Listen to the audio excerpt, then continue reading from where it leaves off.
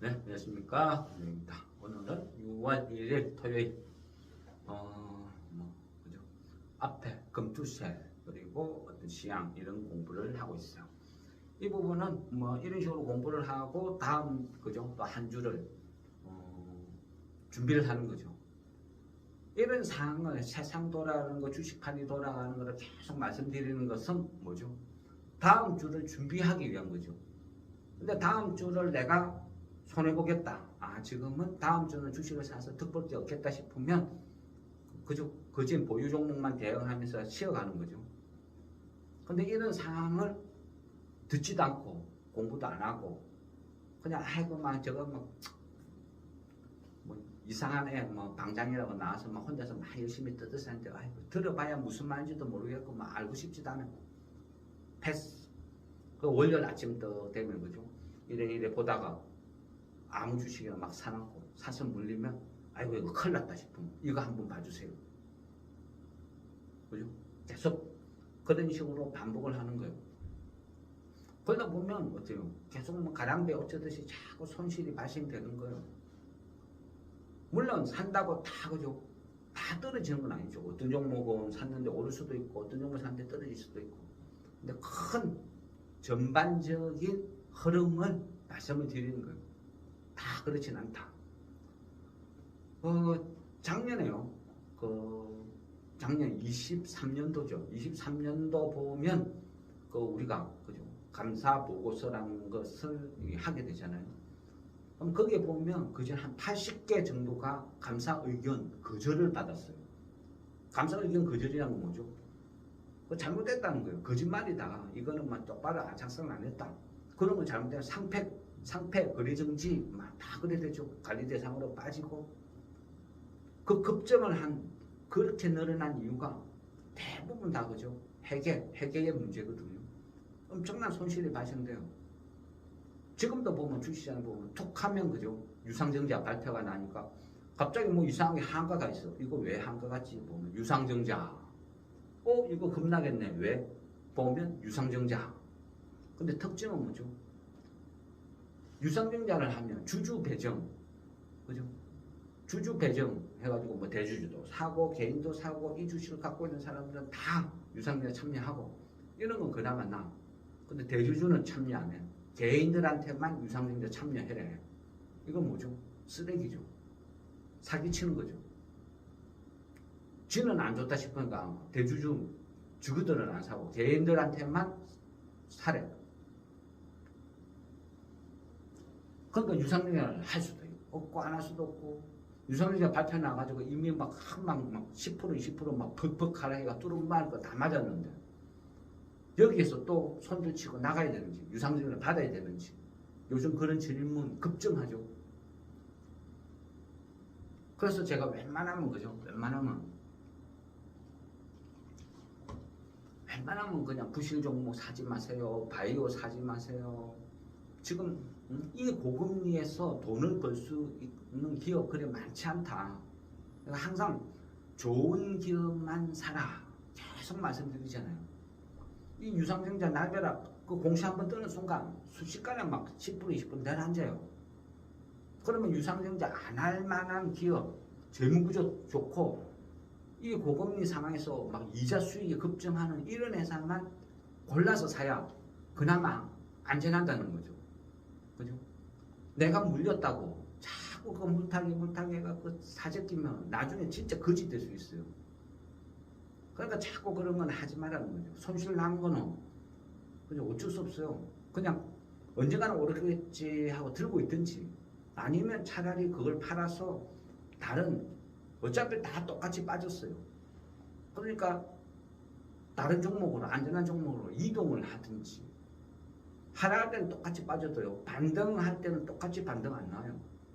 반등할 때는 좋은 애들은 바로 반등이 나지만 나쁜 애들은 남들 반등할 때 더 빠져버려요. 그래서 부실주는 위험하다. 안 좋다. 그죠? 아무리 바닥이라 해도 부실주는 손을 안 대는 게 좋아요. 많은 기업들이 23년도 결산 보고서 보면 엄청나게 금융 비용 부담의 극점으로 적자로 돌아선 회사들이 넘쳐난다는 거예요. 그래서 위험하다. 중국 최근에 그죠? 한번 말씀드렸죠. 중국 총리 오고 그래 한미일 미국이 아니구나. 한국, 일본, 중국 그 3자 회담하고 하면서 거기에 대한 어떤 기대감으로 화장품 주식이나 이런 것들이 최근에 확 테마가 되고 많이 올라요.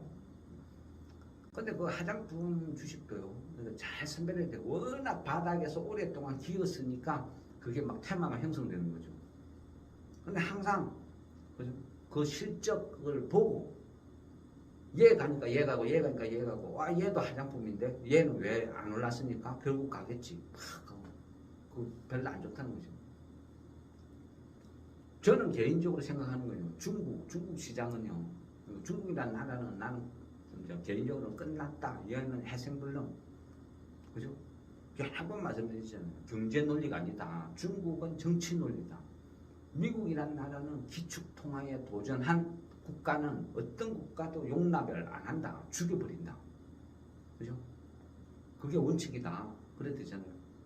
그러니까 막 앞전에도 뭐 그 네옴시티 막 이런 이야기 했을 때 지금은 빈살만이 뭐 바이든을 우습게 여기고 뭐 내가 낸데 하고 막 깝죽깝죽대고 하지만 이거는 어림도 없다. 뭐 사우디, 러시아, 중국 걔네들이 서로 합쳐서 뭐 석유 거래를 위해라로 하고 뭔가를 새로운 거를 막 도전하는데 이거 자살입니다. 굉장히 위험하다. 미국이라는 나라는 절대 용서 안 한다. 중국 어느 정도 이 숨통을 탁 봉쇄하고 나면요. 아마 제 생각에는 그 다음 순서는 사우디일 것 같아요. 그게 미국입니까? 어떤 경우도 기축통화에 대한 도전은 절대 용납 안 한다. 그죠? 저는 그렇게 생각해요. 그러니까 중국 다 피해. 그거 뭐 사우디 이런 것도 될 수 있으면 저는 투자를 안 하는 게 좋다 생각해요. 뭐 네옴시티 뭐 열심히 떠들어도 그건 아니다. 이렇게 생각하는 거죠. 어쨌거나 뭐 일강이잖아요. 일강. 그러니까 못 모르고 막 옆에서 막 빈정거리고 뭐 짜고 저짜고 막 해도 그 순간은 그냥 모욕을 참고 있을 줄 몰라도 결국은 언젠가는 그냥 핵펀치 한번 날아가서 아예 박살을 내는 게 미국이니까 조심해야 된다. 중국이란 이 나라가 그죠? 한때는 미국의 은총을 입었죠. 미국이 너희가 세계 공장의 역할을 하고 그런 식으로 해서 먹고 살아라. 그 대신 공산주의를 포기하고 민주화를 하고 여러 가지로 해서 은혜를 줬어요. 그래서 그 못 먹고 못 사는 중국이 세계 공장 역할을 하면서 급부상을 했어요. 정말 잘 먹고 잘 사는 나라가 됐어요. 일강에 도전하는 그죠? G2 하면서 그러다가 이제는 기축통화 도전하고 미국에서 뭐 그죠? 맞짱 뜨려고 대들다가 지금 얻어 터지고 죽고 있는 거죠.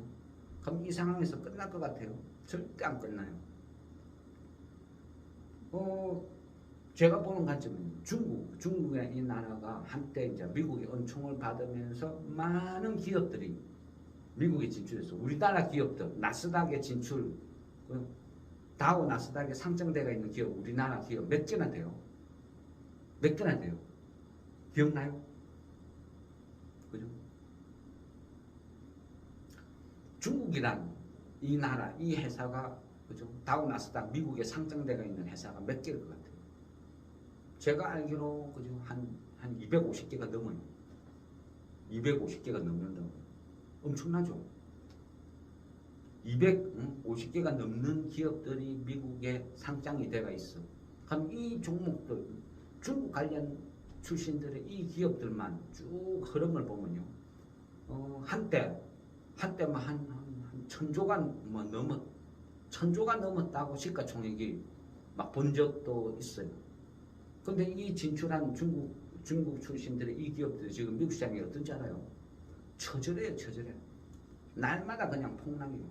심지어는 어떤 그 중국 그 기업인데 상장된 거 보니까 그 최고가 대비 한 99% 하락한 종목도 있어요. 끝없이 추락입니다. 이걸 뭘 이야기해요? 단적으로 그냥 중국의 미래를 보는 거예요. 그냥 우리만 이제나 저제나 뭐 중국 뭐 다시 한류 열풍이 어쩌고 저쩌고 떠드는 거지. 제가 봤을 때는 중국 관련된 우리 기업은 그냥 포기하는 게 낫다. 안 보는 게 낫다. 이제 개인적인 생각입니다. 뭐 그렇다는 거죠. 그래서 저는 중국 관련 기업은 이제 아예 안 보는 이유가 그런 거죠. 그러면요. 6월달 어쨌든 그거 맞죠. 질문 하나 빠졌죠. 그 주식을 하다 보면요. 다 제각각 사연이 있다 그랬죠. 여러 가지 사연이 있다. 그런데 어떤 기업을 차트라는 개념으로 뭉텅거리서 똑같이 취급하면 그건 모른다는 거죠. 문제가 생긴다. 그죠? 그러면 안 된다 그랬잖아요. 그러면 손을 보는 거예요. 앞전에 우리 그죠? 일성 그 대응을 할 때 그때 그죠? 설명을 드렸죠. 얘는 이런 식으로 아마 이래 할 가능성이 있다. 물론 가능성이에요. 그리고 지금도 그냥 그 당시를 그냥 뭐 추정을 한 거죠.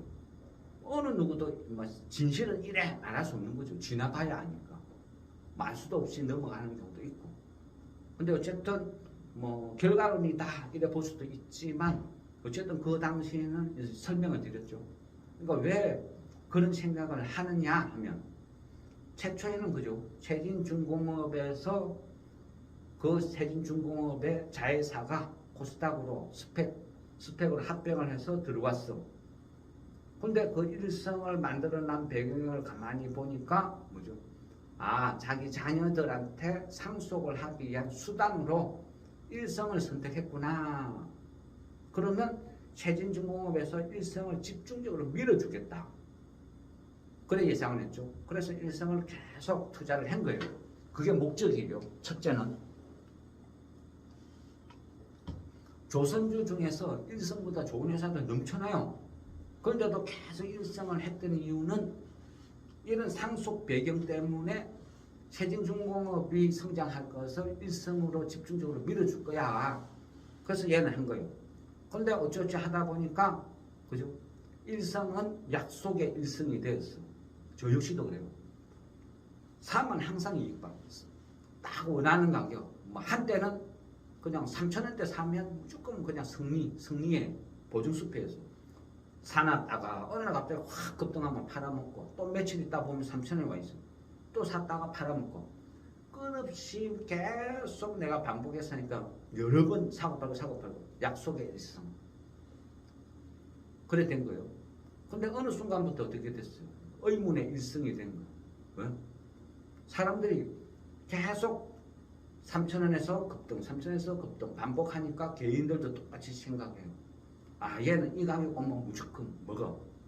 내가 지금 한 번, 두 번, 세 번, 네 번 계속 먹었잖아.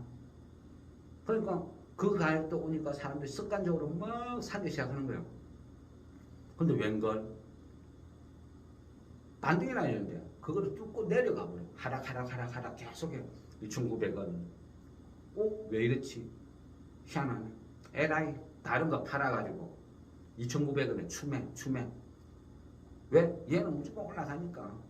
그러다 또 2,800원까지 떨어져. 에라이 다른 거 팔아가 또 하다 보니까 이제 얘 몰빵이 돼 있는 거야. 그리고 전부 다 이제나 저제나 안 오르나 그것만 쳐다보는 거죠. 신규 매수는 없는데 개인들만 바글바글 하는 거예요. 언젠가는 오르겠지.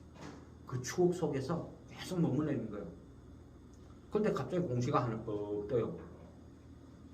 사업 일성이 하는 스크러브 사업 일부를 매도한다.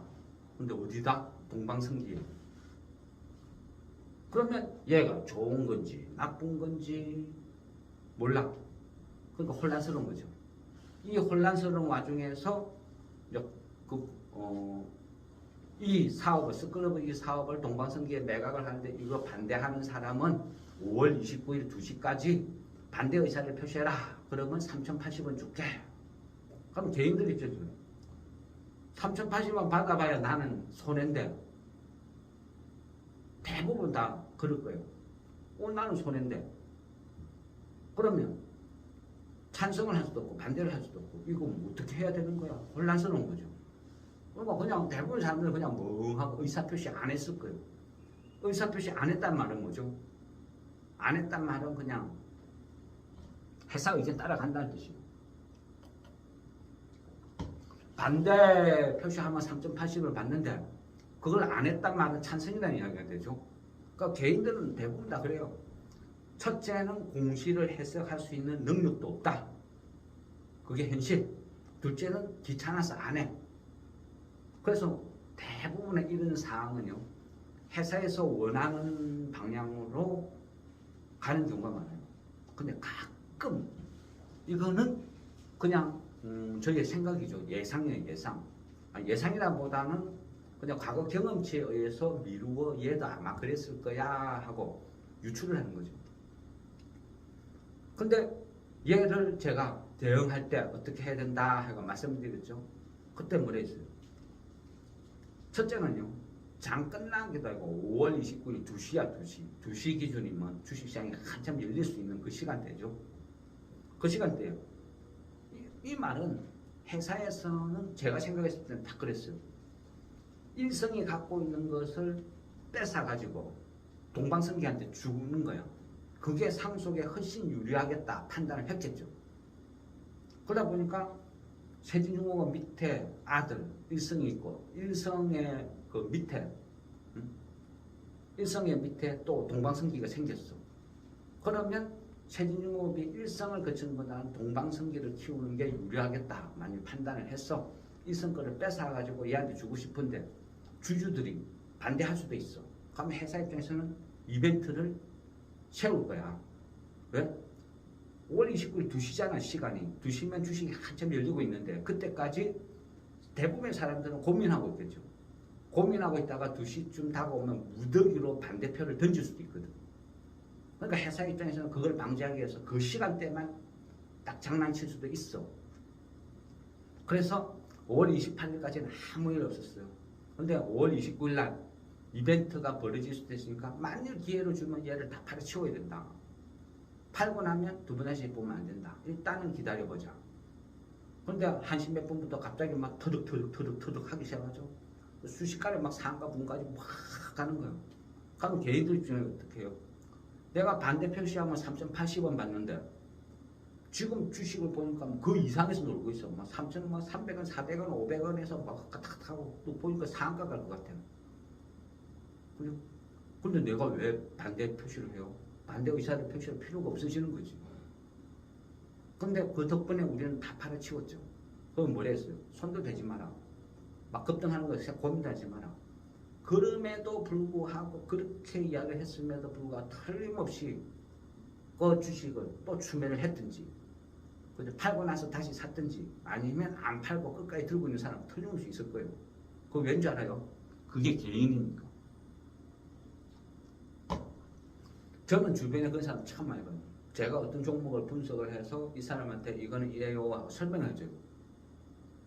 그러면 그거 좋은 거예요. 살게요. 샀어. 그러면 한 번, 두 번 삿발 했다 봤어. 그럼 나중에는 이 회사는 지금 테마가 안 맞으니까 사지 말라 하는데도 계속 사고 있어. 그러다 물리면 고집피워. 그럼 내가 지금은 이렇고 설명해 줘요. 근데 이제는 반대가 돼요. 자기가 내를 가르치려고 되더라고요. 웃기죠. 그게 이 주식한 사람들이 하는 오류예요, 오류. 열심히 설명을 해주는 제 말보다 본인 생각, 본인 판단이 이제는 이제 우선하는 거예요. 아이고, 니야 뭐 팔아라 말라 하는지 내가 보니까 뭐 곧 상가 가겠구만 뭘 팔아. 지금 뭐 3,500원에서 뭐 뚫고 나가는데 뭘 팔아. 니 말 듣고 괜히 팔았다가 상가 가면 내가 억울해서 어찌 사노. 지금까지 기다렸는데. 그냥 내 돈 내 알아서 할란다. 그런 사람 틀림없이 있을 거예요. 왜? 그게 주식이. 그게 주식 바닥이니까. 주식은요, 사람과 사람이 사고 팔고 하는 거예요. 어찌 보면 심리, 사람의 심리를 읽는 게 가장 중요할 수도 있어요. 계속 10년, 20년, 30년 경험하다 보면요. 굳이 뭐 뭔가 의식 안 해도 대충 느끼지는 것도 있다는 거예요. 그게 실전 경험이죠. 그러니까 저는 그랬죠. 이거 다 팔아쳐야 된다. 지금 이 기회에 탈출 안 하면 영원히 탈출 못 한다. 미련 없이 그냥 다 정리해라. 상가 가든지 말든지. 그리고 두 번 다시 이거는 사면 안 된다. 이제는 절대 사면 안 된다. 그렇게 말씀을 드렸죠. 제가 생각하는 거예요. 회사의 의도가 틀려졌어. 일성을 키우는 게 아니고 동방성기를 키울 것 같아. 그렇다고 동방성기가 매력적인 회사냐? 그건 아니라는 거죠. 걔네들 입장에서 상속을 하기 위한 수단으로 이용해먹기 좋은 회사지 우리가 주식쟁이가 투자를 하기 좋은 회사는 아니라는 거죠. 그래서 이거는 아닌 것 같아요. 이제는 얘네들은 매매를 안 해야 될 것 같아요. 당분간은 계속 어떻게 돌아가나 지켜보는 게 나을 것 같아요. 그래서 하지 마라. 이제는 사지 마라. 저도 이제는 딱 한 주 남았어요. 한 주. 그냥 흐름만 보겠다는 거예요. 그래서 이거는 당분간 관심 없어. 안 봐. 이거 쳐다보고 있느니 다른 종목 찾아서 수익률이 훨씬 유리하다 싶으니까 안 보는 거죠. 그러면 끝없이 빠져. 그럼 뭐 2,500원 일선 되면 도저히 못 견디면 또 누군가가 질문할 거예요. 사실은 그때 안 팔고 지금까지 들고 있는데 이거 어떻게 하면 좋을까요? 그죠? 시간이 지나면 알겠죠. 아무도 말을 안 하고 있고 저는 무조건 팔아치워라 하고. 어쨌거나 이 말씀을 왜 드리냐면 이 매수 선택권이라는 것은 의도를 잘 파악해야 돼요. 회사에서 왜 이런 행위를 하는지 이해를 하는 거예요. 그러면 주식 매수 선택권 이런 것들은 매도 선택권 이런 것들은 무조건 좋다 나쁘다 그런 개념이 아니라는 거예요. 좋을 수도 있고 안 좋을 수도 있고. 그죠? 그 상황, 그 회사의 그 상황을 봐야 되는 거죠. 그럼 10이면 10, 100이면 100 다 틀리다는 거예요. 그걸 이해를 해야죠. 이거는 단편적으로 흑백놀이 이건 좋다 나쁘다 이거 아니다. 회사를 봐야 된다. 공시를 이해를 해야 된다. 그리고 회사가 의도하는 게 뭐지? 이 부분을 빨리 캐치를 해야 되는 거죠. 그게 중요한 거죠. 그래서 단편적으로 이렇다 저렇다 뭐가 좋다 나쁘다 이거는 아니라는 거예요. 그 부분을 따로 이제 봐야 해석을 해야 된다. 이래 봐야 되는 거고요. 또 뭐가 있었어요? 그 SK. 그렇죠. SK는 SK 하니까 앞전에 그죠? 한진그룹 형제의 난. 그래서 지분 싸움 벌어지고 경영권 갖고 치고받고 하고 그게 생각나요. SK는 예전에도요 한번 그냥 혼쭐 난 적이 있어요. SK가 집에 어떤 그룹의 어떤 집의 어떤 지주회사 성격이었는데 대주주들의 지분이 되게 낮았어요. 이게 외부의 어떤 세력에 의해서 한번 공격을 받은 적이 있었어요. 그때 잘못해가지고요 그 회사 진짜 경영권 넘어갈 뻔했어요. 가까스로 그 위기를 넘겼어. 방어를 했다는 거예요. 그러고 나서 SK가 돈만 있으면 계속 자사주를 샀어. 자사주를 계속 사가지고 지금 대주주 지분보다 주요 대주주들 지분보다 자사주가 아마 더 많을 거예요. 한 20몇 %. 그만큼 이 경영권에 대해서는 경기를 일으킨 회사라서 준비를 해뒀죠. 근데 이번에 갑자기 SK가 급등한 거는 그죠? 그 이혼 소송 과정에서 그 재산 분할 여러분 다 아시잖아요. 그러니까 그 언론에서는 노관장 했었더라고요. 전직 대통령 노태우 대통령의 딸이죠. 그리고 결론은 그예요. SK가 이렇게 SK 돈을 번 거는 SK텔레콤 그죠? 011 통신회사 그걸로 해가 돈을 번 거예요. 그러면 그 통신사업자 선정 과정에서도 그 당시 대통령이 노태우 대통령의 어떤 배가 있었다. 그러면서 노태우 대통령의 딸하고 결혼을 했죠. 그러면서 사회가 된 거고. 그 당시에 노태우 대통령이 갖고 있는 엄청난 천문학적 비자금을 SK에 줬다. 그래서 그 돈으로 성장을 했다. 그래서 결국은 그걸 내놔라. 이혼을 하는 그 과정에서 재산 분할 과정에서 내놔라. 이렇게 주장을 하는 거예요. 근데 1심에서는 그냥 단순 이혼 소송이죠. 재벌가의 흔히 있는 단순 이혼 소송으로 법원에서 본 거예요. 그러니까 뭐 600억인가 뭐 이런 식으로 적당히 결론이 났어. 근데 이번에 2심에서는 뭐죠? 그 노관장이라는 사람이 뭐 증거를 들이밀은 거죠. 이 비자금이 여기 흘러 들어갔다는 증거야.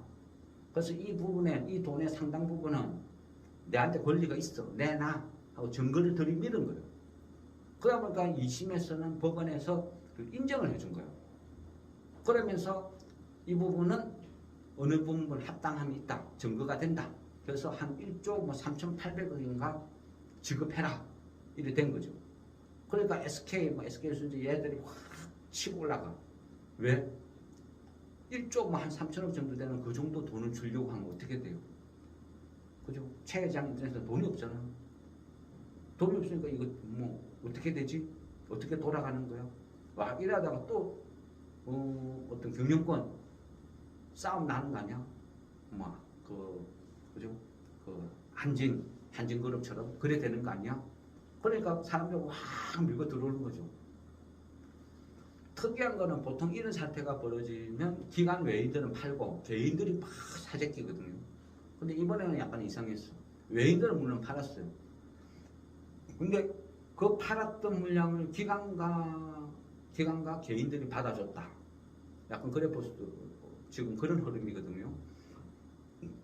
그리고 결국은 뭐냐? 그러니까 뭐 어떤 최 회장과 그 노관장 이 두 사람이 지분 싸움을 하게 될 것이다. 그런 성격이고, 그리고 그 어떤 그 이제 비용, 그러니까 돈을 받은 거, 재산 어떤 분할하는 과정에서 돈 받은 게 1조 3천억 이걸로 SK 주식을 사면 지분이 이만큼 올라가니까 둘이서 지분 경쟁이 되지 않느냐. 뭐 일종의 이런 어떤 의미죠. 그런데 반대로 그죠? 뭐 1조 3천억 이래 받아가지고 그냥 아이고 나는 뭐 경영이고 뭐 관심 없어. 이 정도 돈이면 대대손손 먹고 사는데 뭐 경영 개뿔 있는 주식도 다 팔아치우고 떠날 거야. 이래 될 수도 있다는 거예요. 그러니까 말처럼 지분 싸움이 될지 안 될지 모르죠. 어떻게 될지 몰라요. 그러니까 이런 거 못하 그냥 손 안 대는 게 좋아요. 제 생각에는. 괜히 그죠? 어떤 막 혹시나 지분 싸움 벌릴까 막 어떤 그런 거를 갖고 막 추격을 한다? 이거는 좀 위험하지 않을까? 뭐 그런 생각. 그런 생각입니다. 어쨌거나 지금 보면요. 주식 5월 말 기준으로 보면 주식시장의 개인들의 신용이 그 진짜 20조가 돼가요. 장은 나쁜데 계속 신용이 늘고 있어. 지금 19조 7천억 넘었었어요. 그러면 조금만 더 넣으면 이제 20조를 바라봐. 이 말은 뭐냐면 장은 나쁜데 신용 계속 늘어난다. 이 말은 개인들이 계속 손실이 발생되니까 물타기 들어간다. 그 물타기를 신용으로 하는 거죠. 근데 이런 부분은 굉장히 안 좋다 그랬죠. 상승장일 때 신용이 느는 거는 소화가 돼도 계속 하락, 장이 안 좋을 때 신용이 느는 거는 추가 하락을 부른다는 거예요. 굉장히 이제 어떤 조건으로 봤을 때는 안 좋다, 위험하다. 그래 볼 수 있는 거고요. 그리고 그 6월 달에도 보면요. 그 공모주 도박판 준비를 하고 있어요. 물론 등록은 한 개인가밖에 없는데 거래되는 거. 그러니까 그 공모주죠, 공모주 등록. 이제 공모주를 모집하는 거죠. 일반 회사가 한 13개, 그다음에 스펙이 한 7개 있어요.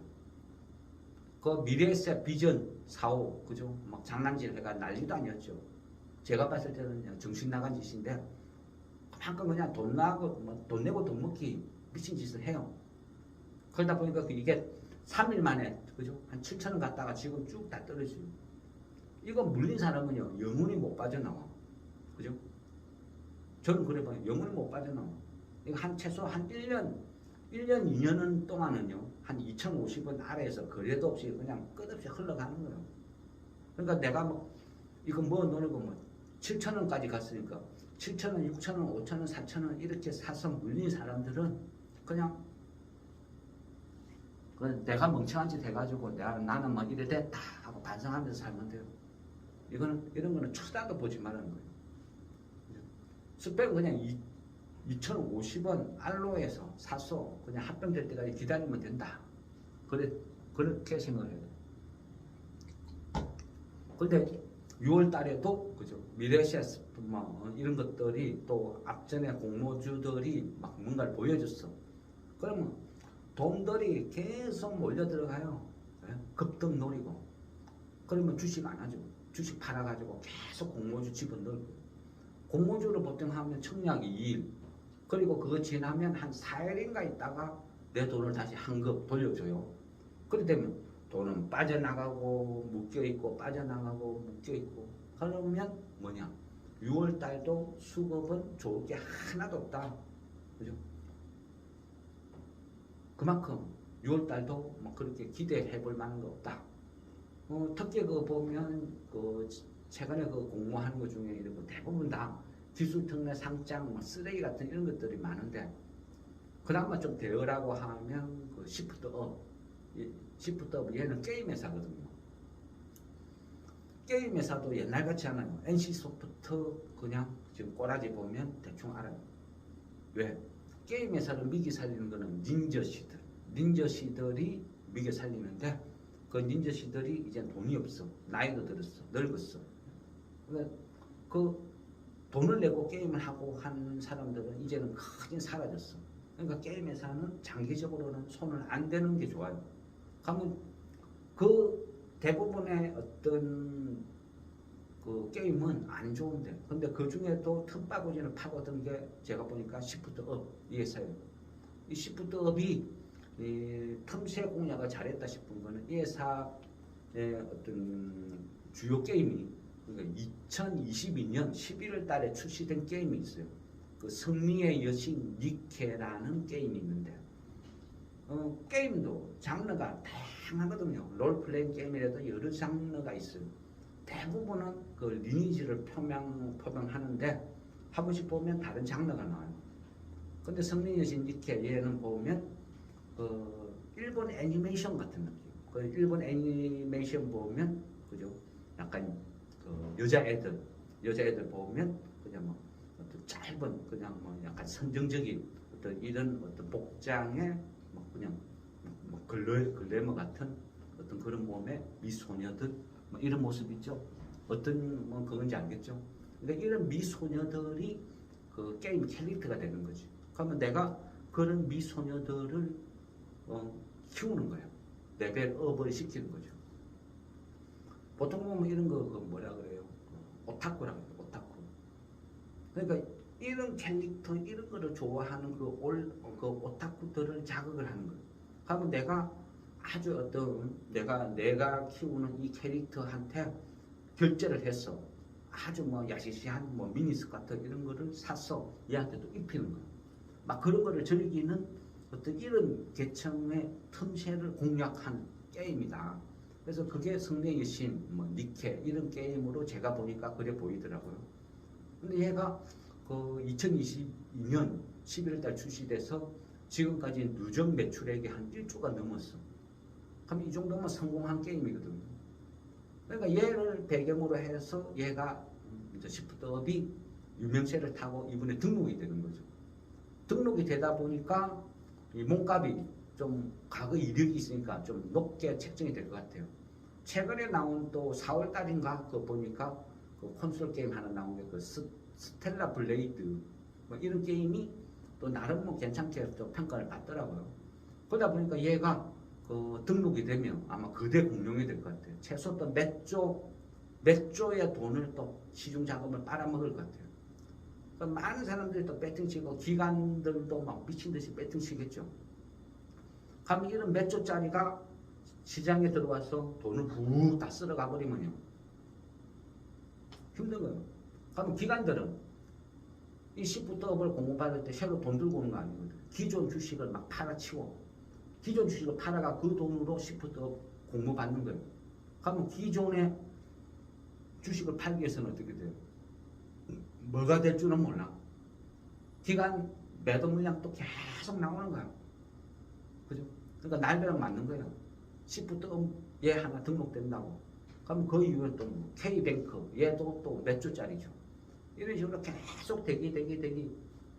그래서 앞으로는 종목 선정이나 뭔가를 할 때는 검투제도 고민해야 되고 공모주도 고민해야 되고 어떤 공모주가 등록되는지도 고민을 해야 되고 여러 가지 고민을 하면서 대응을 해야 된다. 그런 상황이에요. 그죠? 그래서 뭔가를 할 때 깊이 있게 봐요. 깊이 있게.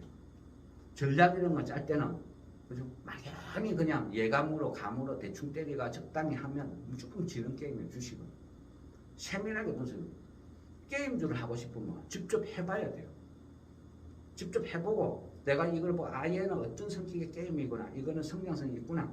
이거는 일반적으로 코로나 시절에 대부분 사람들이 방에 갇혀 있으니까 그걸 어떤 대리만족으로 즐기는 시절에 매출이 급증한 거였구나. 지속성은 없을 것 같아. 뭔가 판단을 해야 되죠. 아무것도 안 해보고 대충 이건 아니라는 거죠. 어쨌든 이런 부분이 있다. 트럼프, 그죠? 갑자기 어떤 그 트럼프도 얘도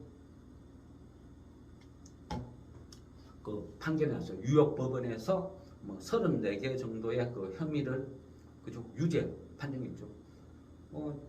이 부분은요, 약간 그 뭐죠? 어떤 그 성인 배우, 성인 어떤 배우 활동을 하는 어떤 그런 배우와 부적절한 관계를 했는데 여기에서 어떤 자기가 정치적인 입지 이런 거에 대해서 약점이 되니까 그 자기 변호사를 통해서 얘를 입막음을 하기 위해서 돈을 준 거예요.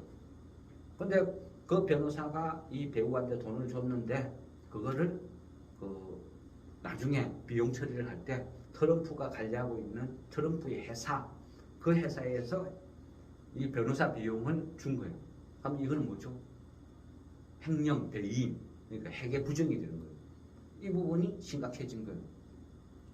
물론 이 건 말고도 많은 건이 있지만은 그거는 그냥 대통령 선거 끝나고 난 이후에 결과 보고 법원이 알아서 진행할게. 그러니까 장기 그냥 표류하고 있는데 이 건은 이상하게 진행이 됐어요. 그리고 그 배심원, 미국은 그죠? 배심원 제도고 배심원 제도는 뭐죠? 만장일치죠. 신라의 하백 제도 이라듯이 만장일치로 가야 되거든요. 배심원들은. 그러면 12명의 배심원들이 전부 다 유죄해야 그게 유죄가 되는 건데요. 한 명만 반대해도 그게 성립이 안 되는 거죠. 그러니까 이거는 이거 그냥 형식상 하는 거지 별 있겠어 하고 별 신호도 안 했어요. 근데 갑자기 유죄 또 판결이 뜨더라고요. 와, 이게 가능해? 배심원 12명이 전부 다 유죄라고? 저도 약간 쇼킹하긴 했어요. 그러면 이래 되면 어떻게 돼요? 그죠? 상황은 복잡해져요. 이래 보니까 일정을 보니까 그 7월 15일 날 공화당에서 전당대회가 열리거든요. 그런데 어쨌든 배심원들이 유죄를 판결을 때렸으니까 이제는 그 공은 대법원, 그러니까 대법원으로 넘어가서 이 법원에서 선고를 해야 돼요. 가택연금을 하든 벌금형을 때리든 안 그러면 구속을 시키든 뭔가 판결을 하겠죠. 근데 그 선고하는 그 날짜가 보니까 또 7월 11일이야. 7월 11일 날 선고 내리고 그 이후에 7월 15일 날 공화당 전당대회하고 그때부터 대선 레이스로 본격적으로 달리게 되는데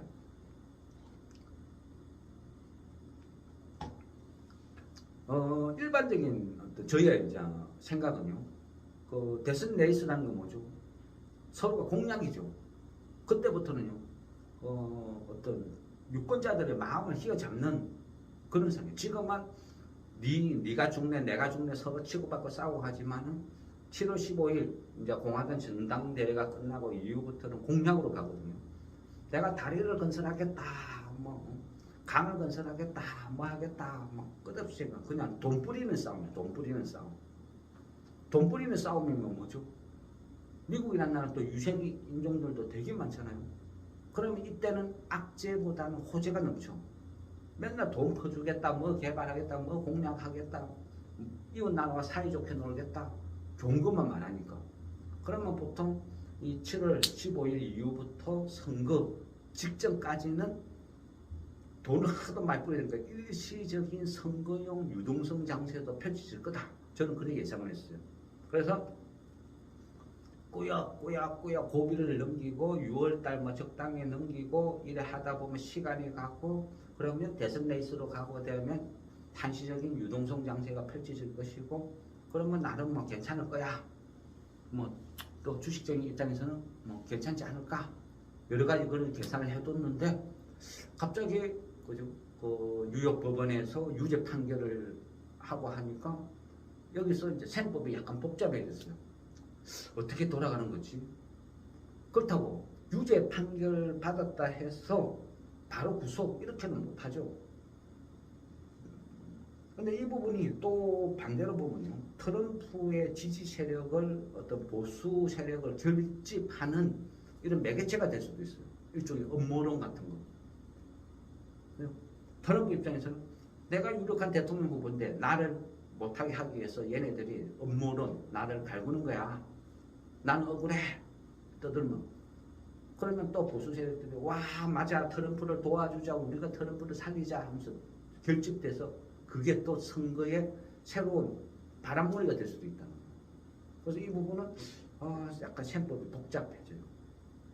그래서 이 부분은 조금 더 뭐 어떻게 흘러가는지 이런 걸 조금 더 좀 생각을 해봐야 되겠어요. 이 부분이 중요한 거는요. 결국은 우리나라하고도 연관이 많이 미치는 게 이 어떤 조금 시간이 지나서 대선 레이스로 가게 되면 여러 가지 상황을 논의를 할 거예요. 그 중에서 트럼프가 주장하는 건 뭐죠? 주한미군 철수 아니면 방위비 증강 또 이런 이야기 막 갈구겠죠. 떠들겠죠. 그래 되면 우리나라 방산 또 업종들이 뭐 이 테마가 되고 뭐 최근에 많이 올랐지만 그 중에 안 오르는 것도 있다는 거예요. 그리고 트럼프가 막 주장하고 이런 것들에 대해서 여러 가지를 생각해 볼 수 있어요. 또 트럼프 입장에서는 그죠? 북한 문제도 그 북한 문제 내가 대통령 되면 단박에 해결할 수 있어. 뭐 별거 없어. 항상 그래 주장하죠. 그러면 김정은 입장에서도 바이든 시절에는 대화 한마디 없었어. 바이든은 쌩까고 무시해. 네가 미사일을 쏘든지 말든지 관심 없어. 아예 막 눈길 한번 안 주죠. 김정은 입장에서 답답해. 근데 그나마 트럼프하고는 대화가 돼. 그러면 그 김정은 입장에서는 차라리 바이든보다는 트럼프가 당선되는 게 내한테는 유리하겠다. 그렇게 생각할 수 있어요. 그러니까 대선 레이스가 가면 계속 분위기를 그죠? 막 나쁘게 시키고 미사일 열심히 쏘면서 트럼프를 우회 지원을 할 수도 있다. 또 이런 부분도 생각해 보는 거예요. 그래 되면 우리 주시장에서는 또 어떤 종목이 움직일까 예상해 보는 거죠. 그래서 얘가 바닥이다 싶으면 얘는 미리 사둔다. 뭐 이렇게 하는 거. 또 최근에 보면 그죠? 중동 긴장, 이란의 대통령이 왜 죽었을까? 이런 부분이 또 이래 되면 중동이 긴장을 할 것이고 중동이 긴장을 하면 주변 국가들은 어떻게 해요? 또 무기 증강이라도 해야 되겠죠. 그러다 보니까 최근에 뭐 이라크로 우리 뭐 청궁, 투 이런 게 또 뭐 3조 5천억 이상의 대규모 수출 계약이 맺어질 가능성도 있다. 이라고. 어쨌든 트럼프가 유세를 할 때마다 전 세계는 자주 국방의 중요성을 또 깨달을 거예요. 네? 미국 외에는 다 필요 없어. 뭐 죽은 죽어가 알아서 지켜야지. 주한미군 철수해. 우리가 왜 지켜줘? 그렇기 때문에 자주 국방, 계속 거론되겠죠. 이런 식으로 계속 연결시키는 거예요. 뭐죠? 이 주식시장이라는 것은 항상 말씀드려요. 절망도 필요 없다. 그렇다고 너무 낙관도 필요 없다. 가장 중요한 것은 뭐다? 주식시장에서 제가 보는 시각은 항상 그래요. 뭐 세상 돌아가는 거 모든 것은 결국은 월가의 예상치다. 월가의 시각이다. 그냥 막 지구 원하는 방향으로 그냥 해석할 뿐이다. 주시장은 절대 안 망한다. 대한민국 주시장은 망할 수도 없다. 망하지도 않는다. 단지 그네들의 이득에 의해서 왔다 갔다 할 뿐이다. 월가는 대한민국 코스피가 끝없이 오르는 것도 싫어한다. 끝없이 내리는 것도 싫어한다. 적당히 자기네들 갖고 노는 그 정도 수준을 가장 좋아한다. 그런 관점에서 쭉 쳐다보면서 주식이 싸면 기회다. 비싸면 팔고 쉬어야 된다. 그게 제 지론이거든요. 그럼 지금 주식이 어때요? 대부분 주식이 싸요, 비싸요? 뭐 어떤 거는 뭐 비싼 것도 있겠죠. 그렇지만 대부분의 주식은 지금 다 싸죠. 싸면 뭐죠? 기회죠. 기회인데 왜 그걸 기회처럼 안 느끼느냐? 무서우니까. 심리적인 공포. 사면 빠지고 사면 빠지고 사면 빠지고. 근데 원래 그래요. 바닥에서는 원래 그래요. 거래도 없이 빠져요. 요즘 보세요. 신용 반대 매매 갑자기 이유도 없이 뭐 하방 VR 퍽퍽퍽 걸려. 왜? 신용 반대 매매 때문에. 바닥에서는 어떻게 한다? 꼬야꼬야 분할 매수밖에 없어요. 욕심내가지고 한 방에 다 사면 이유도 없이 그냥 하방 VR 걸려. 누군가의 신용 반대 매매 때문에. 그렇다고요. 지금 이 상황에서 턴 하는 거 하긴 하고 사지 뭐. 그것도 또 쉽잖아요. 왜? 조금만 거래 없이 끝없이 빠져가 바닥에 놓인 시간 조금만 호재 하나만 나와도 바로 막 10% 20% 급등 나버리는데. 그죠? 10% 20% 급등하는 거 추격을 할 거예요. 추격하면 또 바로 물릴 것 같은데. 그러니까 하다 보면 그냥 타이밍 다 놓치는 거야. 끝없이 뭐 50이 신저가 그리고 바닥에 있는 거를 얘를 갖다가 계속 모니터링만 꼭 사면 더 빠질 것 같아. 사면 더 빠질 것 같아. 지켜보다가 갑자기 막 한 10% 뛰어. 에이씨 억울하지만 10%더 이거 못 사. 다시 보합 근처 오면 사야지. 근데 더 뛰어. 그러면 기회 놓치는 거야. 바닥에 주식은 원래 그래요.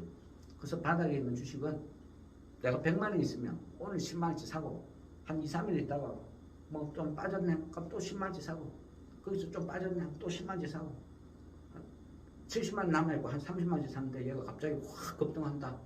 이게 어디야 하고 그거 팔고 그 돈 갖고 또 다른 바닥주 공략하고 그런 식으로 대응을 해야 된다. 욕심내고 한 방에 몰빵 들어가고 어쩌고 저쩌고 안 그러면 너무 공포에 떨어서 이제나 저제나 기회 하면서 보고 있을 필요도 없고 적당한 대응이 제일 좋다. 저는 그렇게 생각합니다. 예, 어쨌든 오늘의 공부는 마치고 이후에 또 관련된 종목이나 이런 거는 따로 찾아서 말씀을 드리도록 하겠습니다.